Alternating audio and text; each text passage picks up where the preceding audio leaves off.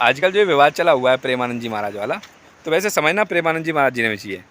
देखिए आप पीछे जाओ जरा, आज से 50 साल पहले तो समाज में अगर किसी का रेप हो जाता था, फिल्मों में भी, तो वो आत्महत्या करती थी क्योंकि इज्जत कम होगी। लेकिन आजकल आपने देखा है किसी का रेप हो जा रहा हो आत्महत्या करने की बात करती है फिल्मों में भी। तो ये समाज ने करा हुआ है। जब उनको रेप होने के बाद उनको बना दोगे माफिया, क्या नाम है वो, मियाँ खलीफा, लियोनी, सनी लियोनी, तो ये लोग क्यों नहीं ऐसे लाइन जाएंगी ये सारी सारी। अगर जो इज्जत वाली है वो बेचारी घूम रही है फैक्ट्रियों में काम करती हुई, ठेले लगाती हुई रोड पे, उसकी कोई वैल्यू नहीं है, ना कुछ कमा पा रही, बुरी जिंदगी हुई पड़ी है। ये वाली जो घूम रही हैं आइटम है, इनको क्या मिल रहा है, बड़ी बड़ी गाड़ियाँ, स्टेज पे जा बुला के इनका वेलकम हो रहा है, इज्जत बढ़ाई जा रही है इनकी। और समाज कहता है कि अब आप होगी हो स्टार, अब आप फेमस होगी हो, अब आप पैसे कमाओगी, अब आपकी इज्जत बढ़ेगी, आपको लोग चीफ गेस्ट बुलाया करेंगे स्टेजों पे, बड़े बड़े प्रोग्रामों में। और आ रही हैं चीफ गेस्ट बन के मियाँ खलीफा और ये सनी लियोनी, ये सब आ रही हैं चीफ गेस्ट बन के। तो जब आप इनको बनाओगे ये हो, तो ये बाकी क्यों मोटिवेट नहीं होंगी। इनको दिख रहा है ना साहब कि इज्जत देखो घट नहीं रही, इज्जत बढ़ रही है, सीधे सीधे रहने में इज्जत घट रही है, कोई नहीं पूछ रहा। स्टेज से भी बड़ी माला, बहुत बड़ी माला इनको पहनाई जा रही है, वाह वाह वाह वाह वाह, बढ़िया पैसे कमा रही हैं, आलीशान ज़िंदगी जी रही हैं। तो वो जो बेचारी फैक्ट्रियों में घिस रही हैं, ठेले लगा रही हैं रोड पे बेचारी, तो वो क्या कहेंगी है, हम बेकार हैं, ये बढ़िया है। तो ये दिक्कत किसकी है, एक व्यक्ति है जो इसके पीछे है, उसके व्यक्ति का नाम है समाज। उस समाज को पकड़ो, समाज को ठीक करो। ये समाज हो गया है, बिगड़ गया है समाज, ये बढ़ावा देता है इन्हें, फूल पखेरता है उनके ऊपर, सामाजिक प्राणी। इनका बॉयकॉट करो, मियाँ लियोनी, क्या नाम है, सनी लियोनी का, ऐसे ही उनका बॉयकॉट करो, क्योंकि उनको पता चल गया कि ये तो बेकार लाइन है, यहाँ तो कुछ इज्जत नहीं मिलती, यहाँ तो बदनामी मिलती है। और कोई खड़ा भी ना होने देता आस पास, भगाते हैं डंडे मार मार के, हमारे साथ में खड़ी है, दूर है, हमारी बेइज्जती हो जाएगी। तो तब ये लाइन पाएंगी। पैसे कमाने से दूर, या उनको खड़े ही ना होने देगा, तो सेलिब्रिटी नहीं बनाएगा, तो इनको क्या ही पैसे कमाएंगे। तो ये सब ठीक हो जाएंगे अपने आप, यही तरीका है। समाज जी समझो, तुम्हारी गलती है। जब इनको पता है कि अगर ये दूर भी खड़ी है तो लोग पहुंच जाते हैं सेल्फी लेने के लिए इनके साथ, भगाने की बजाय, और ढूंढ के इनके पास चारों तरफ भीड़ लग जाती है, और इनसे दूर जाना चाहिए, और घेर लेते हैं पूरा कि हाँ जी अब सेल्फी दो सेल्फी दो। तो फिर ये समाज में ऐसे काम क्यों नहीं करेंगी। स्वामी जी, प्रेमानंद जी महाराज जी, आप काफ़ी ज्ञानी, आपकी हम काफ़ी इज्जत करते हैं। तो ये बात को आपने भी थोड़ा सा गौर देना चाहिए कि दिक्कत इनके साथ नहीं है, ये तो बहाव में बही जा रही हैं, जैसा समाज का बहाव है वैसे बही जा रही हैं ऑटोमेटिकली। तो अगर नदी में कोई चीज़ बह के आ रही है बहाव के हिसाब से, तो उस चीज़ की कोई गलती नहीं है, क्योंकि नदी ऐसी चीज़ बह रही है।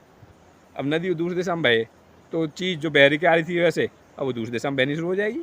तो बही किस वजह से, फ्लो की वजह से। तो समाज का जो फ्लो है वो गलत चल रहा है। बाकी गलत जगह इलाज करोगे तो कुछ इलाज नहीं होने वाला। उनको ठीक करो, इनको ठीक करो, जिनको ठीक करो, किनको ठीक करो, कुछ ना होने वाला। तो सारी गलती है, समाज को ठीक करो। ये ऑटोमेटिकल चीज़ें हैं, पहले ऑटोमेटिकली नहीं होती थी। क्यों? क्योंकि समाज इनके अगेंस्ट था और समाज में डाउन हो जाता था। कोई भी लेडी अगर ऐसे कोई काम करती थी, कोई भी इंसान ऐसा काम करता था, तो डाउन हो जाता था। अब समाज में वो अप हो रहा है। इनको तो रील बनानी है, इनको पैसे कमाने हैं, और इनको कैसे, अब इनको जहाँ लगे कि हाँ जी नाम कमाना, पैसे कमाना है, और जहाँ इनको लगे ये रील से पैसे कमाएंगे, इज्जत बढ़ेगी, बस इनका मोटिव ये नहीं है कि ये करें या वो करें। इनका मोटिव सिर्फ ये है कि पैसा कमाना चाहिए, इज्जत बढ़नी चाहिए। आप इज्जत काट दो, पैसा काट दो इस लाइन से, तो फिर ठीक हो जाएंगी। सब मर्यादा में चलेंगे, सब सिस्टम चलेंगे। तो मर्यादा ख़राब करने वाला है समाज। तुम बहुत गूगल क्रोम पे इन सारी साइटों को देखते हो ना, तो दूसरी साइट है बेचारी वैसे पड़ी हुई है स्पिरिचुअल, और इन पे देखो पब्लिक भरी पड़ी है, ये साइटें पैसे कमा रही हैं। और फिर जो साइटें पैसे कमाती हैं, तो फिर उसके जो कलाकार हैं वो पैसे कमाते हैं, जो कलाकार नहीं है, कलाकार नहीं। तो ये सब किस वजह से पैसे कमा रहे हैं, कौन कमा रहा है? समाज जी। तो समाज जी अपने आप सुधारो, अच्छी चीज़ें देखा करो, जिससे कि ये चीज़ कम हो, तो वो चीज़ अच्छी चीज़ें बढ़ेंगी। जिस पे आप देखोगे ज़्यादा, आप जिसको आप वैल्यू दोगे ज़्यादा, वही बढ़ेगी। सिंपल सी बात है। जैसे पहले था, इनको ख़राब मानता था तो ख़राब मनवाओ दोबारा समाज से। अब जैसे एक काफ़ी उसका नाम आ रहा है, वो कह रही थी लड़की कि टेस्ट ड्राइव ज़रूरी है शादी से पहले, जैसे गाड़ी की टेस्ट ड्राइव होती है। तो उसे पूछो कि अगर तेरी मम्मी ने जब शादी करी थी तेरे पापा से, अगर शादी करी थी तो इसकी मम्मी ने, वैसे तो बात अलग है, अगर शादी करी थी तो उससे पहले कितनी टेस्ट ड्राइव करी थी उसने। हाँ, अगर तेरी मम्मी बोलती है कि हाँ कुछ 250, 300, 350 समथिंग, कुछ जितना याद है उतनी टेस्ट ड्राइव करी थी, जितनी तेरी मम्मी ने कही थी टेस्ट ड्राइव, उतनी तू कर ले, फिर ठीक है, फिर कोई दिक्कत नहीं है, फिर तो खानदानी ऐसा है। फिर तो वंश के नाम को आगे बढ़ा। वैसे एक ये भी बहुत बड़ा पॉइंट है कि अगर इन चीज़ों को ठीक करना है तो इस समाज में ज़रूरत है एक्चुअल में प्रेमानंद जैसे महात्माओं की। वो समाज को सीधे रास्ते पर लाएंगे, ऐसी कुछ बातें बोलेंगे तो इनको कुछ घंटियाँ बजेंगी, इनको समझ में आएगा, समाज भी कुछ जगेगा। तो प्रेमानंद जी जैसे महात्माओं की इस समाज को आज के टाइम में तो बहुत ज़्यादा ज़रूरत है, क्योंकि बुरा कैंसर हो चुका है समाज को, और उस बुरे कैंसर की दवाई प्रेमानंद जी जैसे महात्मा ही हैं, वही इस कैंसर को काटेंगे। ऐसी बातें करके, अच्छी बातें बोल के, अच्छी समाज को पहले झंझोर के, तो इनको टोको, रोको, तभी ये मानेंगे। और ऐसे काम के लिए प्रेमानंद जी महाराज का बहुत बहुत धन्यवाद। करते रहिए, हम आपके साथ हैं। बहुत बढ़िया आप कर रहे हो, काफ़ी सारे लोगों को आपने मोटिवेट करा है, डिप्रेशन से बाहर निकाला है, तो लाइफ से ऊब चुके थे। हमारा भी यही मकसद है कि दुनिया में ना कोई टेंशन में बचे, ना कोई सुसाइड करे। तो हम भी उसी लाइन पे काम कर रहे हैं, क्योंकि ज़िंदगी में अगर मौज है तो फिर सुसाइड नहीं होगा। क्योंकि देखिए, दुनिया में एक ऐसी चीज़ है कि अगर वो है तो शांति, सुख, शक्ति, सब कुछ ऑटोमेटिकली आ जाता है। और अगर वो नहीं है तो चाहे शांति हो, सुख हो, ज़रूरी नहीं वो भी आ जाए, लेकिन अगर वो है तो सब कुछ ऑटोमेटिकली आ जाता है। वो कौन सी चीज़ है? वो है मौज। अगर मौज है तो शांति, सुख, खुशी सब अपने आप आ जाता है। और अगर शांति है, खुशी है, सुख है, सब है, तो ज़रूरी नहीं मौज भी हो। मौज अलग चीज़ है, मौज है टॉप पे। तो मौज होगी तो ये सारी चीज़ें अपने आप आ जाएंगी। तो हमारा मेन मकसद यही है दुनिया में, कि दुनिया में कोई ऐसा सिस्टम स्टेब्लिश करा जाए जिससे ना तो कोई स्ट्रेस में जाए, टेंशन में जाए, और ना ही कोई सुसाइड करे। तो इस दुनिया को हमारा मेन मकसद है तनाव रहित एवं आत्महत्या रहित दुनिया बनाना। तो हम उसी पे लगे हुए हैं। इसलिए हमने नाम रखा है अपने पेज का, चैनल का, ओनली मौजा ही मौजा। ओनली सुख ही सुख, ओनली शांति शांति नहीं रखा, क्योंकि इन सबसे ऊपर है मौज। तो लोगों को ज़िंदगी में मौज से रहना सिखाना है। मौज का मतलब है मस्त कलंदर, वो मौज सिखानी है। अगर वो रहेगी तो ये जो सुसाइड है ये तो कई लेवल बाद की बात होगी। उसके बाद तो बस शांति, सुख, शक्ति, कई सारी चीज़ आती हैं। उनके बाद जब वो सब खत्म हो जाती तब जाती है, तब पहुंचता है बंदा सुसाइड पे। तो मौज तो उन सबसे ऊपर है, और उसमें तो कई जन्म लग जाएंगे फिर, अगर एक बार मौज तक अच्छी तरह पहुंच गया तो। क्योंकि मौज से कम हो गया फिर सुख में जाएगा, शांति में जाएगा, फिर कम हो गया फिर और नीचे जाएगा, तो काफ़ी टाइम लगेगा, तब तक उसे फिर वापस खींच लेंगे हम। काफ़ी टाइम लग जाएगा, मतलब जन्म मतलब काफ़ी साल लग जाएंगे, महीने लग जाएंगे, इतने तक टाइम है अपने पास। लेकिन अगर डाउन में रहेगा तो टक से दूसरी स्टेयर पर पहुँच जाएगा। तो मौज में रहिए, उसी में हम लगे हुए हैं जी जान से दिन रात। ना कोई सुसाइड करे, ना कोई तनाव में आए। और बाकी ये जो सारी चीज़ें हैं, लस्ट वस्ट, ये सेक्स, ये सब बकवास चीज़ें हैं, ज़िंदगी को ख़राब करने वाली चीज़ें हैं। कुछ नहीं बचता इंसान के बाद। इंसान ना खून से बना हुआ है, ना हड्डी से बना हुआ है, इसी एक चीज़ से बना हुआ है, स्पर्म से, वीर्य से, जिससे उसकी उत्पत्ति होती है, और उसी से फिर सारी चीज़ें बनती हैं, आँख, नाक, कान, खून, हड्डी, सब। तो अगर वो ख़त्म तो फिर इंसान ख़त्म। तो सिर्फ जिससे आप शादी करो वहाँ अपने फेथफुल रहो। ये रूटीन की चीज़ें नहीं होती, इनमें अपना गैप रखो। ये कोई ऐसी चीज़ नहीं होती है खाना खाने की तरह रोज़ खानी है, ना तो ज़िंदगी ख़राब हो जाएगी, कुछ नहीं बचेगा तुम्हारे अंदर। तो कोई 6 महीने, साल भर में आपको संतान उत्पत्ति करनी है, उस पर्पज़ से ये चीज़ें हुआ करती हैं। बाकी और बहुत सारी चीज़ें, क्योंकि ये चीज़ आपने वेस्ट कर दी तो बाकी दुनिया की और सारी चीज़ों की कोई मौज नहीं कर पाओगे आप।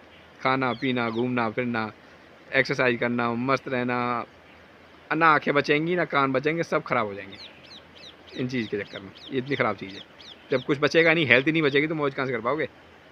तो ये चीज़ें ऐसी को रेगुलर की नहीं होती, इन चीज़ों से बचो। ये ज़्यादा समाज ने इनकी पब्लिसिटी कर दी है, तो ये बहुत ही हानिकारक है। स्ट्रेस और लस्ट ये बहुत ज़बरदस्त दुश्मन है, बहुत ही हावी, जो पता नहीं होता। हॉस्पिटल भरे पड़े हैं इनके चक्कर में। सारी बीमारियां टेंशन से, स्ट्रेस से, और ये लस्ट से। कुछ बचता नहीं है शरीर में। और स्ट्रेस से तो अटैक्स आपका जितने भी होते हैं ना, कैंसर वैंसर, सिर्फ 3 बीमारियां जो बाहर से होती हैं। जो है कुछ खा पी लिया बाहर से, आपने कुछ खा लिया, आपको किसी ने खा लिया कि सांप रूप ने, या आपने कुछ उल्टा पुल्टा बर्गर पिज़्ज़ा कुछ ऐसा खा लिया, नुकसान कर गया, तो खाने पीने से आप खाओ या आपको कोई खाए, तो एक तो उससे बाहर से होगी।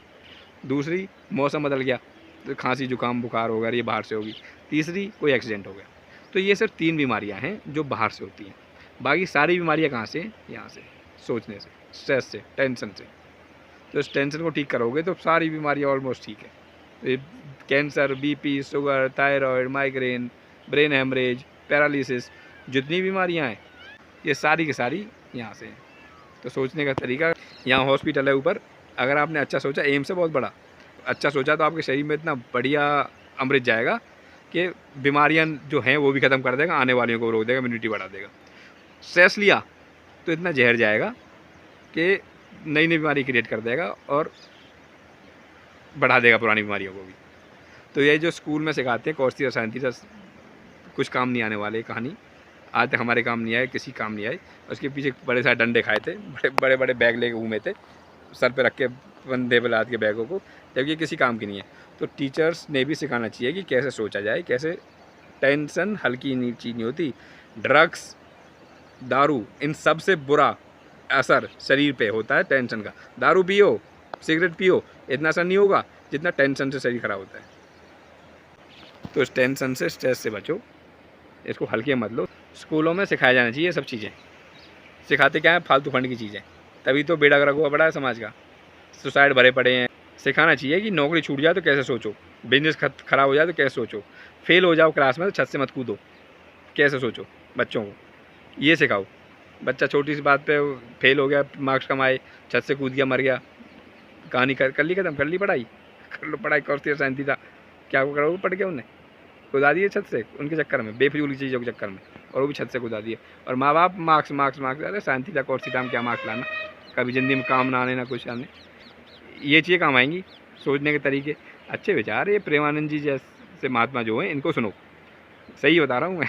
अगर चाहते हो आपके बच्चे छत से ना कूदें, क्योंकि स्कूल में नहीं सिखाया जाता कि एग्जाम के बाद छत से मत कूदो, स्कूल में सिखाया जाता है हमारा रिजल्ट ख़राब ना होना चाहिए, कूद जाओ छत से, 6ठी मंजिल से नहीं 60वीं मंजिल से, 60 मंजिल से चढ़ के, रिजल्ट ख़राब मत कर देना बस।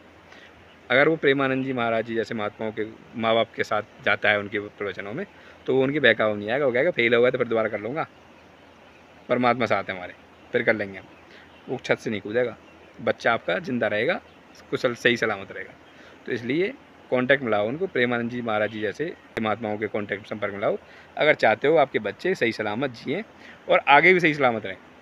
ऐसे उनके संपर्क रहेगा तो कभी बिजनेस ख़राब हो गया तो आत्महत्या नहीं करेगा, जॉब छूट गई तो सुसाइड नहीं करेगा, गारंटी है। अगर ऐसे महात्माओं कांटेक्ट में होगा तो पता है कुछ भोग है पिछले जन्म के, कुछ है जो निपटाने वो निपट गए, उसे दिमाग में कुछ ऐसी चीज़ें रहेंगी जिससे संभाल लेगा अपने आप को। अदरवाइज़ स्कूल में नहीं मरा तो 10-12 साल बाद नौकरी छूटने के बाद मर जाएगा ना, तो बिजनेस ख़त्म होने के बाद मर जाएगा, फांसी लगाएगा ही लगाएगा। बचाना है तो इनके कांटेक्ट करो महात्माओं के। आध्यात्मिकता में जाने की उम्र बुढ़ापे में नहीं होती, 60 साल के बाद, तब तो उसने पूरी ज़िंदगी घिस लिया, जो झेलने थे रैप्टे सैप्टे ज़िंदगी के बढ़िया तरह घूस मुँह के घूसे झेल लिए, खा लिए, और कुछ नहीं झेल पाए वो गए, लटक गए। तो जब ज़िंदगी जब बाय बाय तब क्या करना, कोलू की तरह गन्ने की तरह पिली गया पूरे उसमें ज़िंदगी की उसमें मशीन में। तो अभी टाइम है, स्कूल पुकूल टिकूल बाद में, सबसे पहले ये आध्यात्मिक जगह। अगर चाहते हो समाज बचा रहे, आपका बच्चा बचा रहे, सुसाइड ना करे, टेंशन वाला ड्रग्स ना ले यहाँ से, तो यहाँ ले जाओ आध्यात्मिकता में, क्योंकि उनकी पूरी ज़िंदगी पड़ी है। आगे घुस मुक्के वुक्के खाने से आराम से वो निपट जाएंगे, संभाल लेंगे, नहीं फंसेंगे। क्योंकि आपने तो अपनी ज़िंदगी देख ली, आप बुढ़ापे में जाके आध्यात्मिकता में गए हो तो कैसी ज़िंदगी बीती। तो ऐसी चाहते हो कि बच्चों की भी ऐसी बीते, तो उनको तभी बुढ़ापे में भेजना। अदरवाइज़ स्कूल में प्री नर्सरी में भेजने से पहले उनको ऐसे महात्माओं के अच्छी जगह के कांटेक्ट में लाइए, जिससे कि वो समझ जाएँ कि कैसे सोचना है, कैसे नहीं सोचना, क्योंकि ये बहुत बड़ी चीज़ है। और अमृत का भी इतना बढ़िया असर नहीं होता शरीर पर जितना खुश रहने का होता है। ड्रग्स, अफ़ीम, गांजा, उनका इतना असर नहीं होता शरीर पे जितना टेंशन का होता है। तो उनको सिखाओ कैसे खुश रहा जाता है। आँख नाक कान सब ठीक हो जाती हैं खुश रहने वाले इंसान की, और सब खराब हो जाती है टेंशन लेने वाले की। तो अमृत से भी ज़्यादा असर है शरीर के ऊपर खुश रहने का, समझो इस बात।